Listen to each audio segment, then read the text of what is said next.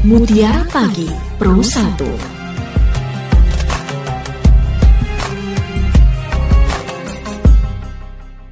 Assalamualaikum warahmatullahi wabarakatuh. Kembali kita berjumpa di Mutiara Pagi khusus Ramadan di kesempatan edisi pagi hari ini.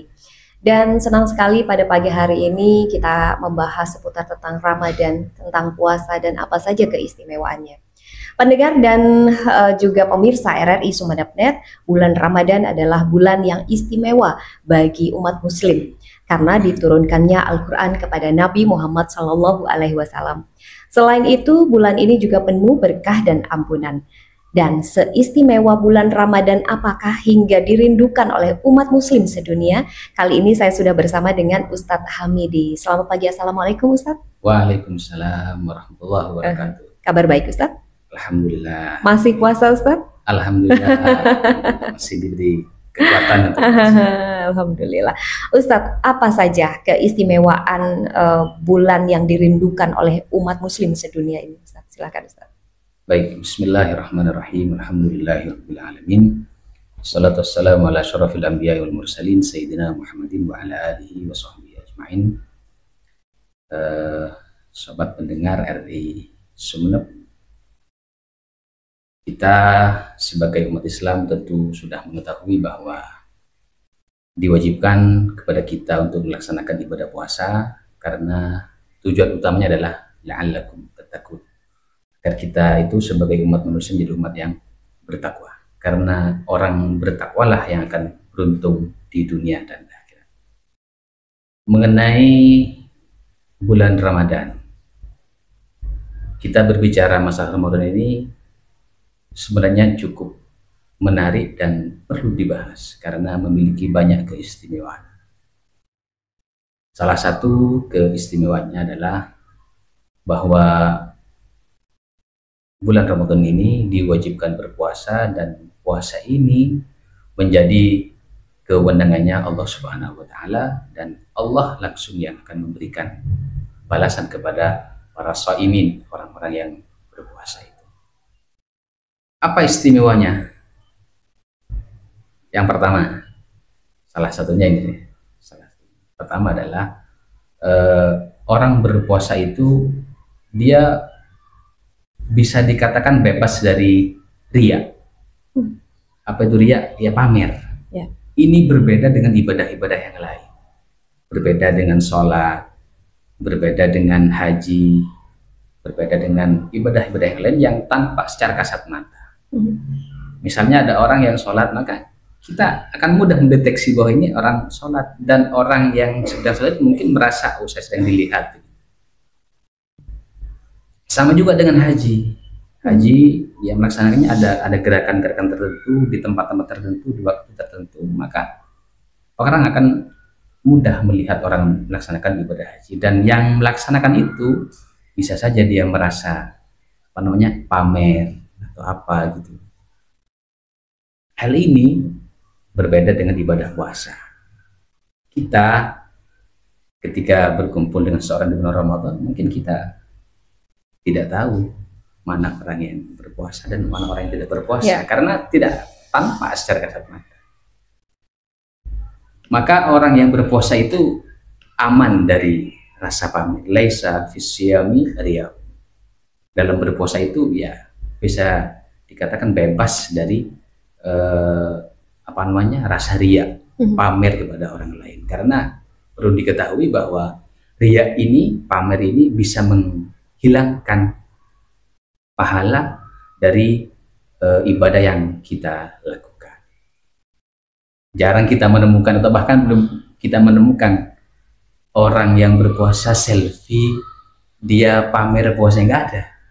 Kadang orang yang pamer dia sedang berpuasa di siang hari, nggak ada. Yang ada paling buka puasanya, iya, atau di sahurnya. Tapi kalau di siang hari nggak ada. Berarti orang berpuasa itu bebas dari sifat riya. Kalau yang lain masih belum aman, seperti haji. Banyak kan sekarang ada orang haji sambil video call. Ada orang sholat minta difotokan. Itu berbahaya. Bisa mengakibatkan kalau dia tidak kuat hatinya, bisa-bisa dia pamer kepada orang lain. inilah salah satu keistimewaan bulan puasa Ramadan. Tapi lebih dari itu, walaupun kita bisa bebas dari dia, maka yang terpenting ketika bulan Ramadan itu kita harus mampu menjaga hati. Karena kata kunci kesuksesan sebuah ibadah itu adalah dari hati kita. Bagaimana kita memanage hati kita, apa yang kita lakukan itu benar-benar lillahi subhanahu wa ta'ala, murni karena Allah subhanahu wa ta'ala. Itu yang pertama keistimewaannya. Yang kedua, bahwa bulan Ramadan itu adalah bulan Syahrun Nasri wa Sayyidus Syuhur, adalah bulan pertolongan dan paling utamanya bulan. Sehingga apabila ada orang mengerjakan sebuah ibadah di bulan Ramadan, ini mungkin nilainya secara substansi akan berbeda dengan amal-amal yang dilakukan di luar bulan Ramadan. Karena memang memiliki keistimewaan khusus, punya khasais dan mazai tersendiri daripada bulan-bulan yang lain. Di samping kita juga dituntut untuk mengerjakan amal-amal yang baik di Ramadan, maka tentunya sebagai orang yang ditakdir oleh Allah memasuki di bulan suci ini, kita juga harus menjauhi hal-hal yang dapat menghilangkan nilai puasa kita. Contohnya seperti dua hal ini, ada ghaibah, ada dusta. Dua hal ini juga berbahaya.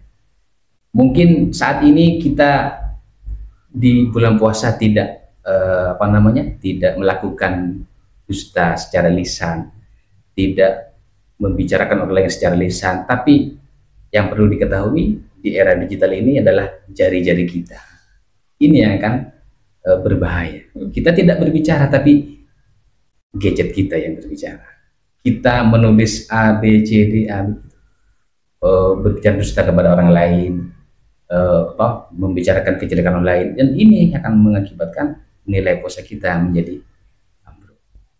Harapannya semoga di puasa kali ini kita bisa ditakdirkan oleh Allah dan kita berusaha untuk menjadi muslim yang sejati, muslim yang bisa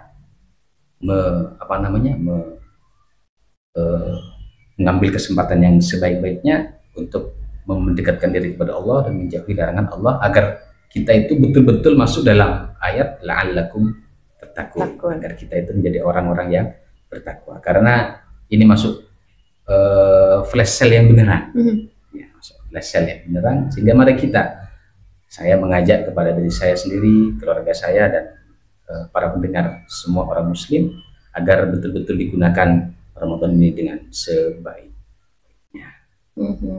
Ustadz tadi disampaikan bahwasanya kita harus terbebas dari riya, kemudian juga bulan yang penuh pertolongan juga, karena bulan penuh ampunan gitu Ustadz ya, agar kita kembali fitrih lagi, kita dari nol lagi gitu. Nah, kalau tadi disampaikan juga tentang gibah dan dusta.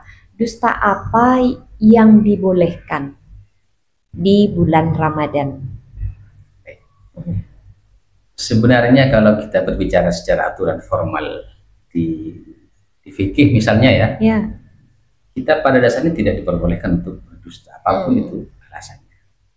Tetapi ada situasi-situasi tertentu yang orang itu diperbolehkan untuk berdusta. Tetapi dengan catatan nilai maslahatnya itu lebih rendah berdusta daripada dia jujur. Contohnya, ketika misalnya kita ditanya rumah seseorang, orang itu bertanya tujuannya untuk membunuh orang yang dia cari itu, bertanya kepada kita. Maka dalam kondisi ini kita lebih baik berdusta. Kenapa? Karena kalau kita sampai jujur, maka kita sama halnya menolong, membantu orang itu untuk melakukan pembunuhan kepada si yang dicari di rumah itu, karena itu berbahaya. Maka ini salah satu contoh orang itu ya boleh berdusta karena akan berakibat kepada kriminal yang sangat fatal, baik secara undang-undang negara kita ataupun secara aturan dalam Islam. Jadi kalau untuk berdusta demi kebaikan itu nggak apa-apa gitu Ustadz ya. Kadarnya beda ketika kita berdusta yang jadi kayak playing victim gitu ya Iya, Ustadz ya. itu beda itu. Iya, terkait juga dengan keistimewaan di bulan Ramadan. Selain kita juga mempuasakan diri bukan hanya menahan lapar, dahaga, kemudian juga penglihatan, pendengaran, lisan dan lain sebagainya. Apalagi yang bisa kita laksanakan, kita kerjakan di bulan Ramadan sehingga kita benar-benar mendapat fadilah di bulan Ramadan tersebut, di bulan yang istimewa ini, Ustaz. Sebenarnya seluruh amal baik, seluruh amal soleh yang itu bernilai ibadah kepada Allah Subhanahu Wa Taala, itu semuanya harus yang harus kita lakukan. Karena ada momentum yang luar biasa. Artinya begini, agar tidak agar tidak terjadi sesuatu yang kurang baik, misalnya orang itu hanya rajin pas bulan Ramadan, rajin luar biasa, itikaf di masjid full, tapi setelah itu masuk bulan Syawal, Lebaran udah habis. Jadi kan kayak ibadahnya musiman gitu ya Ustaz ya. Itu sebenarnya momentum Ramadan itu lebih meningkatkan daripada ibadah-ibadah yang dilakukan di luar bulan Ramadan, agar nilainya itu lebih besar daripada bukan berarti pas di Ramadan kita naik 100%, lalu di luar itu kita kembali ke nol lagi. Itu kan sama seperti ini Ustaz, kita mengisi BBM ya, kembali dari nol lagi. Iya, Kalau bisa kita menjaga agar stabil, stagnan, bahkan malah meningkatkan iman dan ketakwaan kita setelah bulan Ramadan itu gitu ya Ustaz ya. Nah, tentang tantangan yang harus dihindari agar kita mendapat pahala di bulan Ramadan ini apa saja nih Ustaz? Seperti yang saya singgung tadi itu, ada pertama itu ada berbohong, ada ghaibah, terus juga ada mengadu domba, ada iri, ada dengki, ada takabur. Itu merupakan semuanya penyakit kronis yang ada dalam hati kita. Karena kita tahu penyakit kronis itu yang ada dalam hati itu lebih berbahaya sebenarnya daripada penyakit yang tampak di lahir kita, itu di lahir kita. Seperti hanya dalam dunia medis misalnya, penyakit paru-paru itu lebih parah daripada penyakit hanya sekedar luka di tangan misalnya itu. Makanya yang terpenting itu adalah bagaimana kita mengatur hati. Ketika hati itu sudah stabil, maka dari pancaran hati stabil itu akan memancarkan gerakan kita yang baik, pandangan kita yang juga tidak sembarangan, terus gerakan kita, pembicaraan kita, ibadah kita, sholawat kita, baca Quran kita, itu semuanya akan memantul dari hati kita yang sudah soleh itu. Maka betul bahwa puasa itu tidak hanya puasa menahan lapar secara zahir, tapi juga kita harus bisa mengunci hati kita, menekan hati kita itu agar tidak terjatuh kepada hal-hal yang justru akan membuat orang itu terpuruk di bulan Ramadan. Ini yang paling berat nih Ustaz, dan mungkin sulit ya, bagaimana cara menjaga hati. Ada lagunya, jagalah hati. Tapi bagaimana sih menjaga hati yang sebenar-benarnya menjaga? Kita belajar mulai dari hal yang terkecil hingga kita stagnan dan konsisten untuk benar-benar menjaga hati. Menjaga hati itu merupakan hal yang bagi saya itu sesuatu pekerjaan yang cukup berat, walaupun tidak terukur dengan tenaga. Tapi ini bukan berarti mustahil untuk kita lakukan. Kita itu bisa menjaga hati kita pertama dengan cara riyadhah atau mujahadatun nafsi. Mengekang hati kita itu agar tidak terjatuh kepada hal-hal yang berakibat fatal kepada kita, seperti sombong, seperti terlebih di bulan Ramadan. Ya, itu butuh yang namanya riyadhah. Salah satu riyadhahnya itu adalah husnudzan billah wa husnudzan bi khalqillah. Adalah berbaik sangka kepada Allah dan berbaik sangka kepada makhluknya Allah. Ketika hati kita sudah penuh dengan husnudzon, maka kita tidak akan membicarakan orang lain. Ketika hati kita sudah husnudzon kepada Allah, maka kita tidak akan mengharap pahala kepada selain Allah. Dan ketika sudah hati kita husnudzon kepada makhluk Allah, maka kita tidak akan menyakiti makhluk itu, baik dengan bahasa lisan atau secara tangan misalnya. Itu kunci utamanya adalah iya. Bagaimana cara kita selalu berbaik sangka kepada orang yang zolim pada kita, Ustaz? Nah, ini lebih berat lagi. Ini dari lebih berat masalah lagi, hati, menjaga hati, dan bagaimana caranya? Ini berat lagi, terlebih di bulan Ramadan itu. Ya. Jadi kan tingkatan yang paling tinggi itu adalah kita berbuat baik kepada orang yang berbuat jelek kepada kita. Yeah. Kita mendoakan orang yang berbuat jelek kepada kita, mendoakan agar orang itu mendapatkan petunjuk dari Allah Subhanahu wa Ta'ala.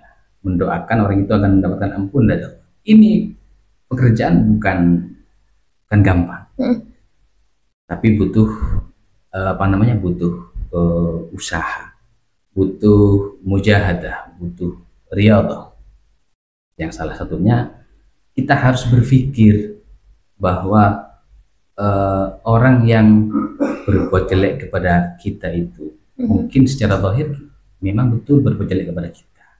Namun di sisi yang lain kita harus berpikir bahwa barangkali dengan orang itu berbuat gini-gini, saya bisa sabar, saya bisa mendoakan, siapa saja orang itu bisa mendapatkan pertolongan dari Allah, dan saya sebagai orang yang terzalimi misalnya juga mendapatkan ampunan dari Allah Subhanahu wa Ta'ala. Dan ini ya kalau kita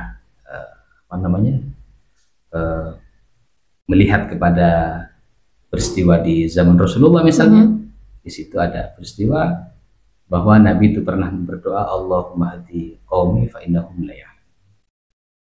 Kata Rasul, ya Allah, berilah petunjuk kepada kaum-kaum kami karena mereka itu sebenarnya tidak tahu.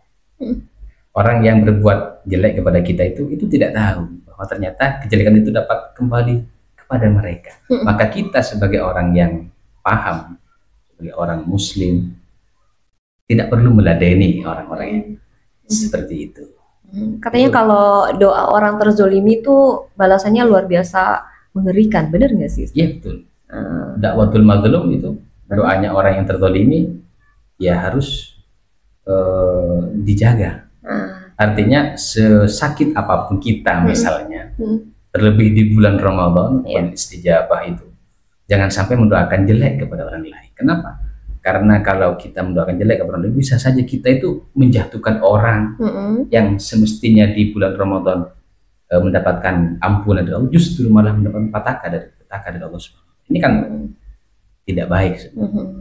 Orang yang jelek, mari kita doakan, mari kita bantu mereka agar mereka itu sama juga mendapatkan rahmah, mendapatkan maghfirah dari Allah Subhanahu wa Ta'ala. Ya memang sekarang ini momentum yang luar biasa di Ramadan ini. Ustadz, kalau untuk memaafkan tapi tanpa terucap itu boleh nggak, Ustadz? Itu yang lebih baik malah. Ya, lebih baik. Di samping kita juga memaafkan secara lisan, ya saya maafkan. Tapi lebih dari itu, bagaimana hati kita? Jangan-jangan kita memaafkan, tapi hati kita malah masih ada perasaan gimana? Karena ketika orang memaafkan itu akan terwujud bagaimana kita melihat orang itu, apakah dengan mata sinis atau tidak. Terbukti lagi bagaimana story kita itu, apakah masih ada bintik-bintik kemarahan di story kita, itu kan bisa dilihat. Bintik-bintik semut yang itu statusnya galau semuanya. Itu kan sekarang kan orang bisa diketahui dari storynya. Apakah orang masih marah atau tidak. Yang terpenting memang al-afu itu memaafkan pada dasarnya dan memang dari hati, bukan dari pengampun. ucapan. Tadi juga Ustadz menyinggung tentang bagaimana kita berada di era digital yang semuanya ada di media sosial, ada di status WA dan lain sebagainya. Walaupun tak terucap, tapi jari-jari kita kadang bisa menyakiti hati orang lain. Itu juga termasuk hal yang ini nggak Ustadz yang perlu dihindari juga? Ya, tulisan itu sama dengan sama ucapan. Walaupun nggak langsung terucap di depan orangnya gitu Ustadz ya. Bahasa tulis itu bahkan ada yang lebih menyakitkan daripada bahasa ucapan. Iya, karena kita tahu kalau misalnya tulisan itu banyak hiperbolanya ya Ustadz. Betul, ada koma, salah baca di koma saja, apa itu kan bisa berakibat fatal itu. Pakai huruf balok aja yang huruf besar-besar itu katanya marah gitu. Betul. Padahal biasa aja dan mungkin hanya kepencet caps lock aja gitu ya Ustadz ya. Jadi seperti yang saya katakan di awal itu bahwa saat ini tuh yang berdusta tidak hanya berdusta, memusuhi itu tidak hanya secara bahasa lisan saja.